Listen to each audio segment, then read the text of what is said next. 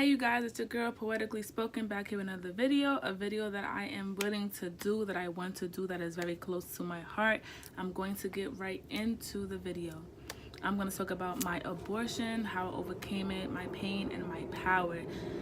It's something that I never thought I would have to go through. I don't wish this type of pain, emotional pain that's with it, the psychological pain, the mental pain that you have to go through. I don't wish that on any woman. Any woman who is thinking about it, don't let anybody defer your decision or deter you from doing it. If you feel like you are not ready to do it, you have all the right in the world to do what you want to do it to your body. I do regret my abortion. I wouldn't do it. I would not do it at all.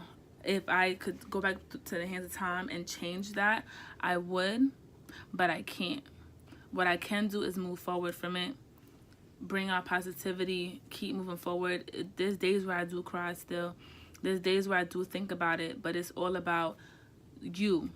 It's all about what you need to do for yourself. It's all about inspiring others. You know, there's other women out there like me who are going through this. And sometimes they aren't strong enough to survive. And I think I'm thankful that God gave me the strength to keep going, because trust me, it was not easy. So I'm going to start off. I was in a relationship back in 2016 with this guy that I thought I would be with for a very long time. We started talking in around August of 2016, and we made it official September 12th, 2016. So we was talking for a good maybe month or so before we both decided to make it official. People said it was too fast, but that's what I wanted at the moment. I don't regret it. I don't regret anything like that. I'm sorry guys, my glasses keep falling. But so we made it official, and you know, when I'm in a relationship, I'm very faithful. I don't talk to anybody else. You know, that person is, you know, my person. So my glasses is tilted. So I was very faithful. I was committed 100%. On the other hand, he wasn't. I was still catching him talking to other females. I was still catching him texting other females. I was still catching him do all of that, and yet my ass still stayed. Don't ask me why. I don't know. But I still stayed knowing that I shouldn't have stayed. It was so many warning signs, but then after a while, then another female got pregnant, and let me go back. We went out on a date, right, on October 4th, 2016. We were still good. Everything was fine. We, you know, went over our problems. We addressed it. Moved on. The last date I went on with him of that year was October 4th, right? And then I didn't see him until November something. So a whole month and some change went by. I did not see him. But I know he has a demanding job because he was a cop. So he was very demanding. So I'm thinking, okay, it's his work and everything like that. I was working 2 jobs and I was doing things. So, you know, I kept my mind off of it. That I missed him. Yeah, I did miss him. And so he... so then November 1st, I got a call like 5 o'clock in the morning. I'm thinking like, oh my gosh, like what's going on? Like, is he okay? I jumped up, I answered it. From his phone was another woman on the phone talking about, I need you to stay away from him. This is my boyfriend. And I'm just sitting there like, whoa, sis. Whoa, whoa, whoa, whoa, whoa. That is not so me and her arguing. That's not your boyfriend. Like, he's mine. So that second one is on to leave the nigga, but you know, dummy me, I'm so stupid in love, you know, I still stayed, I still fought. Then around November 14th, 15th, the girl, I went to his job, mind you, I went to his job to give him lunch that day, November 14th or whatever, and I came back home. I was on the phone talking to my friend. I get a message on Instagram through the Instagram DMs, and it says to accept this person. So I'm looking, and it's like, oh, this is, I'll give her the name. This is Tia's friend, and I'm letting you know that Tia's pregnant, and she's keeping the baby. So I'm sitting there like, oh no, oh no. So I'm calling at the time, my boyfriend. I'm calling him. He is not answering my phone. He is not answering the phone calls. So I know something is up. He's guilty. All right, boom. I did that. Then I'm just over here sitting here crying like, damn. Like, really? All right, boom. Then let me tell you what happened after that. Then after that, the girl, she ended up not keeping it, and they moved on. Whatever, he doesn't speak to her anymore, or what I think. They haven't spoken after that. And November 18th, he comes to my house. We're crying together. The theatrics I thought was real at the time. I'm crying, telling him how I really feel, how I'm expressing myself, how I'm hurt, betrayed, all of that, because I did not cheat on him while in a relationship. So I'm like, all right, cool, no problem. So then I'm sitting there, and this is November 18th. November 18th, where he's in my house, and we had sex, okay? Unprotected sex. Mind you, I'm on birth control. So I'm being very cautious. I'm being very responsible. And we had unprotected sex, and he came in me. So I'm like, okay, whatever. So when I went to the doctor after I found out I was pregnant, they said I conceived November 21st. So it took 3 days for the sperm to meet the fucking egg, make a whole child. So I'm like, okay. After that, I didn't feel anything. Like, I was still going out. I was still drinking. I was still partying, because I didn't know at the time that I was. If I knew that, I wouldn't even have done that, but I did not know. Boom, I'm sitting there. Then, like, my boobs started to feel really, really heavy, because usually, for some reason, I stopped the patch. I'm like, you know what, I'm gonna stop the patch, because, like, it was weird. Like, my body was just like, someone told me to stop it, so I just stopped it. And I'm like, all right, whatever, cool. I stopped the patch. Then, right, I'm sitting here, and a month goes by, and I'm like, oh, I didn't get like any bleeding or anything like that, because usually I would like do the patch, and then sometimes it would go back to like bleeding. So I'm like, okay. I never was bleeding, but my boobs started to feel really, really, really full, and I'm like, okay, so that means that my period is coming. I know it's coming. Then when I wiped, sometimes I would see like pinkish blood. So I'm like, okay, what is that?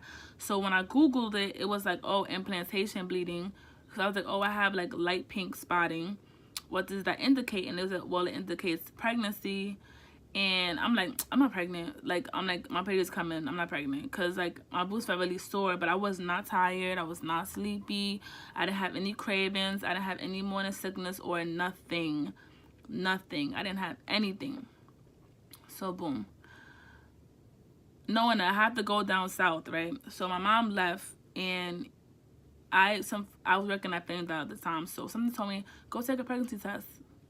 So I'm like, all right, because, you know, I'm like, you know what, I'm gonna pass. It's not gonna say not pregnant. It's gonna say negative on that test. So I'm like, all right, cool. I take it.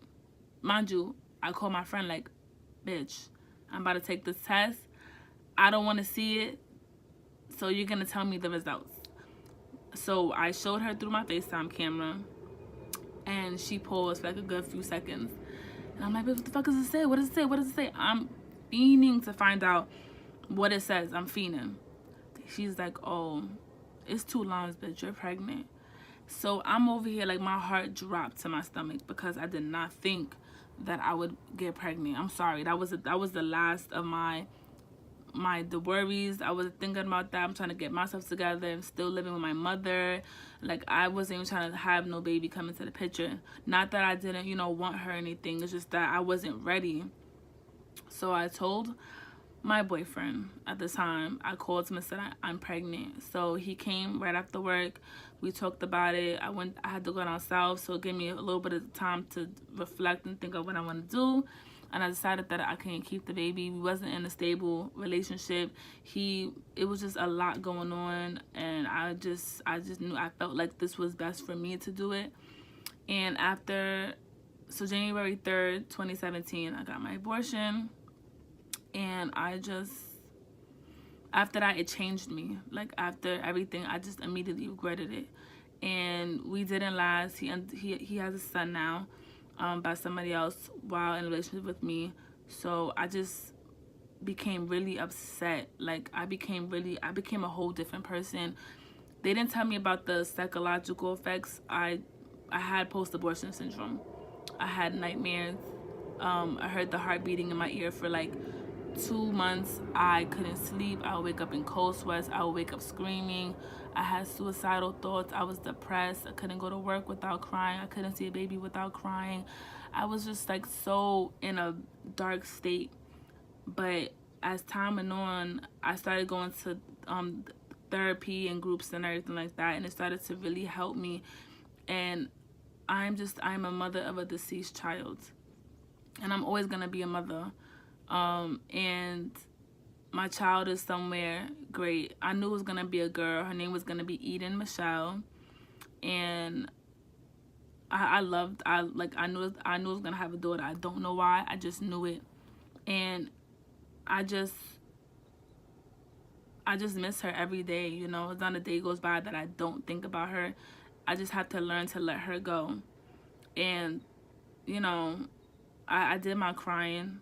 I'm like shaking while doing this video because I know I'm gonna get a lot of harsh comments, and it's just more so like I'm learning to cope with it every day. It's a pain and a hole in your heart that won't fill.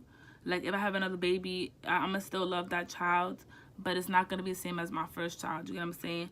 So I wanted to make this video to show people that people are saying like, oh, we took the easy way out and got an abortion. No, sometimes I had to think long and hard for a few weeks what to do, and I'm back and forth every single day contemplating, changing my mind, doing like it's hard because I don't want to bring my daughter into a situation where I can't take care of her, or I want to be able to provide for my child on my own. And I know that I'm gonna be a great mother. I know I am. Like I know God's gonna give me another chance to be a mother, and everything happens for a reason. And I know God has my best intentions at heart. He forgave me. I forgave myself a long time ago, and I know that my unborn child forgives me. So I walk every day with a smile on my face because nobody knows what I go through. Nobody knows what I am going through, but I learned to put my faith in my situations and my problems in God, and He will take care of it.